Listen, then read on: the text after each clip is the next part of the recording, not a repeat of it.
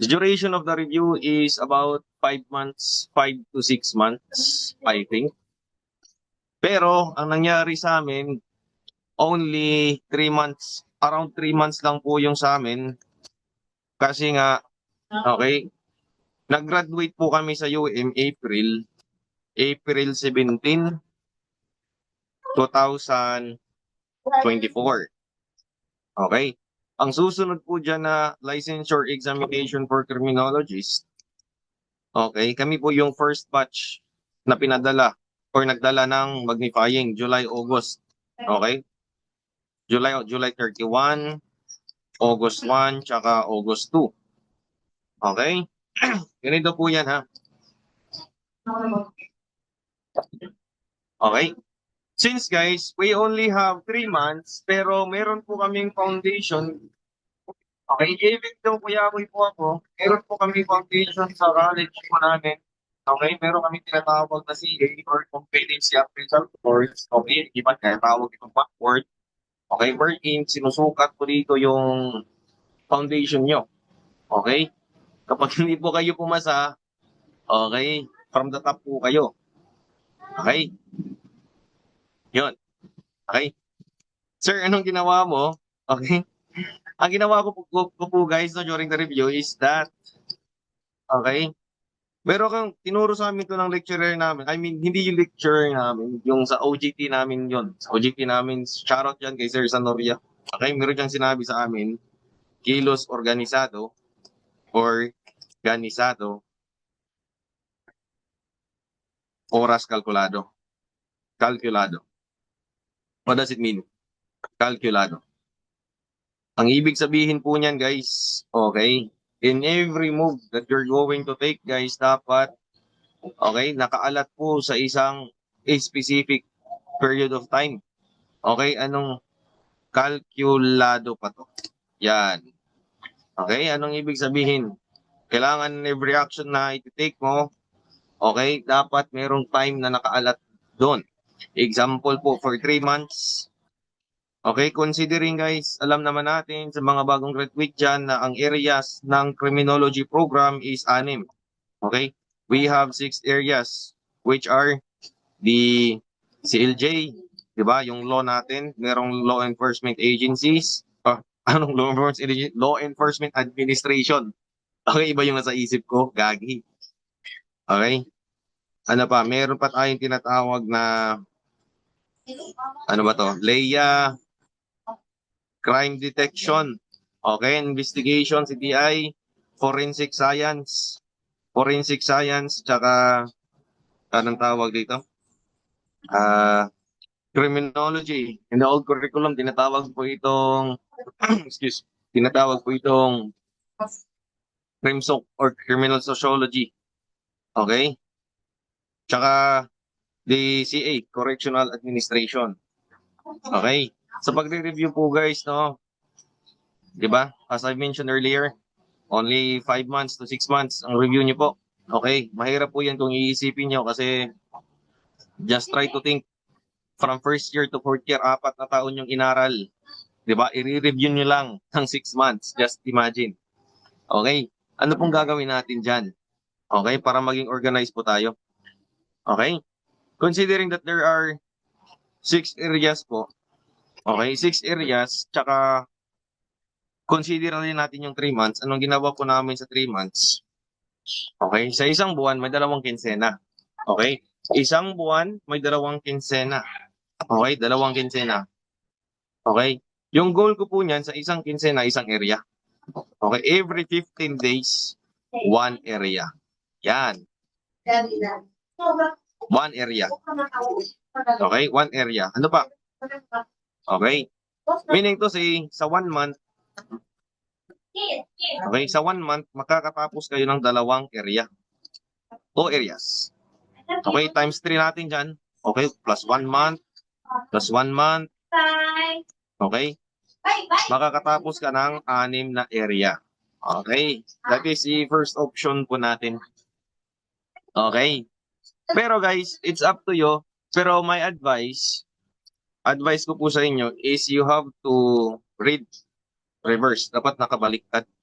Okay, since si LJ yung una, si LJ, Leia, CBI, Purusay, okay, Criminology, tsaka Quran, unahin niyo po dito yung Quran. Quran, tsaka Criminology. Pangalawa is Forensic, tsaka CDI, tsaka Leia, at tsaka what you call this one? CLJ. Yan. Okay? Nakuha ba? Nakuha ba? Okay, shoutout dyan sa mga nakikinig. Okay? Meron din tayong iba. May ibang option pa to. Okay? Considering guys, I think, correct me if I'm wrong, there are 36 topics or courses. Courses kasi tawag dito. Or topics. Okay? Topics. Okay? Sa whole program ng criminology. Kumbaga, subject ba? Lahat ng subject. Okay? Now, if you read one subject a day, di ba? One subject a day, ano mangyayari? After 1 month, after 36 days, 1 month, sabihin natin 1 month at 1 month plus 1 week. Okay? 36 days. Okay? Tapos mo na yung lahat ng topics. Di ba? Yan, anong areas, topics. Nakuha, nakuha. Okay? Ano pa? Sir, okay? Maraming mga nagtatanong dyan kung lumalabas pa ba yung mga history natin, mga personalities. Okay? Whatsoever. Okay? Take note guys, sa pagre-review, hindi lang po tayo basa ng basa. Okay? Anong ibig kong sabihin? Okay, meron tayong tinatawag na TOS. Okay? The Table of Specifications. Table of Specifications. Wherein dito po nakapokus, okay, kung saan po huhugutin yung mga tanong sa board exam. Okay? Example ha, magbigay po ako ng example po sa inyo. Okay, nasaan na yun? Ito. Okay? This is an example of table of specifications natin sa Quran. Okay? Quran. Okay? Yung Quran po natin, okay, 10% only. Diba? Just imagine, 10% lang. Okay? 10% lang ang ibibigay. Okay? Hindi siya gaano kabigat. Okay? Example ha, 10%. Okay, dito nakafocus yung ating tanong. Okay? Mga theory and principles of penology, punishment, penalty, sentencing, rehabilitation, rights, legal limitations, and conditions set forth by the Constitution, law, and United Nations declarations. All those topics na related dito po, kailangan nyo po yung basahin. Hindi lang basahin, but rather, intindihin nyo po. Okay, nakuha nyo po. Malaking tulong to, especially those who don't have an ample time to review. O hindi naman ibig sabihin na susundin natin to lahat. What I mean is, focus tayo dito. Okay? Kasi yung, for me, the accuracy of the table of specifications is around 80 to 90%. Tapos 10% doon na magkakatalo-talo sa sa common sense, like dito doon na nagtatalo yung mga top-notchers natin. Ano pa? Apply the organization, administration, management, operation, planning, decision-making, process, training, disciplinary process, and accountability of personnel. Anong ibig sabihin?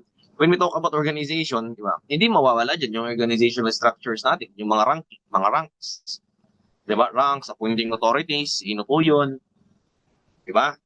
Anong rank na municipal, di ba? Municipal jail, anong rank ng warden, minimum rank ng warden. Di ba? Sana po nagets niyo po ha. Tsaka dito po natin malalaman din kung ilang items ang kukunin. Example sa institutional correction. Okay? Institutional correction, ilang items ang kukunin dyan? Out of 100 items, 40 items po ang kukunin dyan sa institutional correction. Di ba? Almost kalahati. Di ba? Almost kalahati po. Di ba? Take note, sa 40 items po dyan, ang kukunin na remembering is only for, what does it mean for? Yung, for me, meron kasing iba yung pananaw. For me, remembering this is verbatim, I think, verbatim. Yung mga letra por letra na mababasa nyo sa review materials nyo. Kaya, yun. Hindi po ibig sabihin na memorize niyo po yung every definition ng review materials nyo. Okay? Ay magtatap po kayo. Hindi po ganon. Okay? As long as you understand the concept, take note ha. Understanding. Take note sa understanding. Okay? Sa understanding, ito pong 4 items natin. Okay? Sa 4 items sa institutional correction, pero all in all, 5 po yan. Itong understanding, okay, sa understanding, kung naintindihan nyo talaga yung topic, okay, magkukunin po dyan 26 items out of 100. Di ba? 26 items out of 100. Okay? Meron pang yung applying natin. Di ba? Imagine. Sa 26 items na yan, ang kukunin sa institutional correction is 8 items understanding. Sa applying, sa institutional correction, 20. Pero all in all, yung tatlong topics natin, 49. Okay, 49. Analyzing, out of 113 ang kukunin dyan, 4 po sa institutional correction, evaluating, 4 sa institutional correction, 7 po sa lahat. Diba? Sana po ay nag-gets niyo po yung ano ko Okay? Ganyan po kayo magre-review. Okay? You have to understand the concept, not to memorize it. Okay? Bonus na yung memorize. Na-memorize nyo. Okay? Ano pa? Okay? Example dito, nasa na yung CDI natin. Okay, sa CDI natin sa TOS, okay, ilang items po, ilang percent yung CDI natin? 20%. Medyo mabigat po ito, tatlo po ito sila, CDI, CLJ, Criminology. Okay, tatlo po yung 20% na yan ang ating medyo mabibigat na mga area. Okay? Take note mo dito. Okay, this is one of the example. Di ba? Example po yan. Okay, sa fundamentals of criminal investigation. Di ba? Sa sobrang lawak ng topic, okay, malaking tulong po ang TOS in order for us to focus on a specific topic na malaking talagang chance na doon talaga hugutin yung mga tanong. Okay, example dito, number 1, explain the objectives of criminal investigation, and principles of intelligence. Ano pa? Tools of investigation, cardinal points of investigation, basis of criminal investigation. Di ba? All of the topics na related po dyan sa number 1, kailangan nyo pong i-cover. Okay? Sige. Okay, I hope na understand, naintindihan. Okay, ano pa? Okay, example dito. Assess the kinds, principles, and procedures involving arrest. Okay? What are the topics related to arrest? Di ba? Di ba? Pwede tayong mag-interlace dito sa rules of court. Di ba? Sa criminal procedure natin. Di ba? Those warrantless arrest. Di ba? Pwede natin dito i-interlace yung the RA 7438. Di ba? RA 7438. The, what you call this one? Preliminary investigation. Okay, di ba? Inquest proceeding. Yan. Okay, ganyan po mag-review. Okay, dito lang pala, Di ba? Example, na-mention na, 7438. You have to read a particular law. Hindi lang yung provisions. Lahat ng, hindi lang specific provisions na babasahin nyo, but rather, from top to bottom talaga, babasahin nyo yung RA 7438. Konti lang naman yan. Di ba? Okay, sana po yung na-gets nyo. Okay? Tsaka dito, sa specialized crime investigation sa legal med natin, huwag po kayong magtaka na merong mga tanong na tatawid galing si LJ. Kasi, as what mentioned, as what mentioned? Sa na-mention po, Tagalog na lang.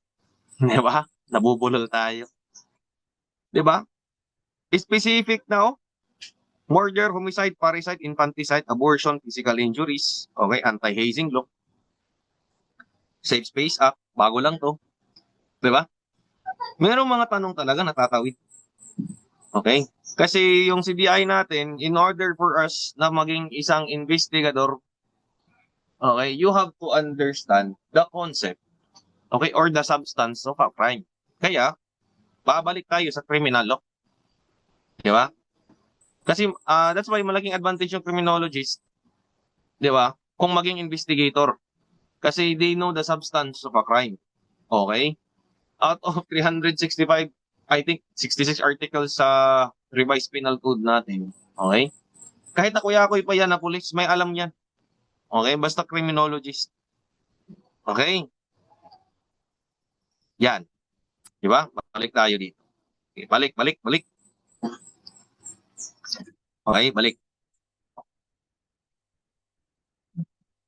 Isa na tayo. O, di ba? Those mga techniques po natin, okay? Mga techniques po natin na ginamit on how to pass the board exam. Okay? Tsaka, nun, kung paulit-ulitin nyo, basics talaga, basics. Okay, once you understand the basic, you have a foundation. Kapag meron kayong foundation, alam yung analyzation. Di ba? Hindi na kayo maano sa tanong, matatakot.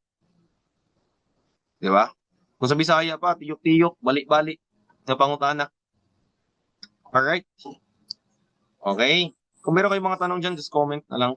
And hoping na may natutunan kayo for our tip muna for the February 2026 kasi ilang